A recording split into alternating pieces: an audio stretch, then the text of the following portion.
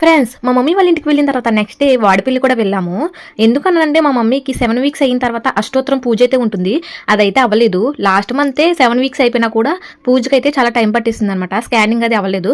So అందుకని ఇప్పుడే అయ్యింది. ఇప్పుడు మేము కూడా వచ్చాం కాబట్టి అందరం కలిసి అయితే వెళ్ళాము. మా మమ్మీ 7 వీక్స్ చేయడం ఇది 3rd టైం.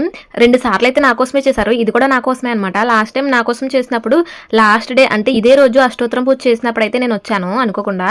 ఇప్పుడు కూడా సేమ్ నేను వచ్చినప్పుడే జరిగింది. ఏంటంటే నా కోసం కాబట్టి నేను ఉండాలి ఖచ్చితంగా అన్నట్టు దేవుడైతే నన్ను పంపిస్తున్నారు టైంకి. నాకైతే అదే అనిపించింది. ఎప్పట్లానే అష్టోత్తరం పూజ అయిపోయిన తర్వాత దర్శనం చేసుకుని బయటకైతే వచ్చాము. బయట అంటే గుడి బయటకి వచ్చిన తర్వాత మనకి అక్కడ ఈ ఆవులు అయితే కనిపిస్తాయి. వీటికి మనం గడ్డి వేయొచ్చు అనమాట. అక్కడ మనకు అమ్ముతారు.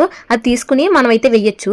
అలానే దాని పక్కనే వెంకటేశ్వర స్వామి విగ్రహం అయితే ఉంటుందన్నమాట. అది చాలా బాగుంటుంది చూడడానికి. గుడి లోపల అవన్నీ చూసుకుని భోజనానికి అయితే స్టార్ట్ అయిపోయాము. భోజనం గురించి నేనైతే నెక్స్ట్ వీడియోలో పెడతాను. వాడపల్లిలో అన్నదానం అయితే జరుగుతుందన్నమాట. సో దాని గురించి ఫుడ్ ఎలా ఉంటుంది, అసలు ఏంటి ప్రాసెస్ అనేది నెక్స్ట్ వీడియోలో పెడతాను. వీడియో నచ్చితే లైక్ చేసి సబ్స్క్రైబ్ చేసుకోండి.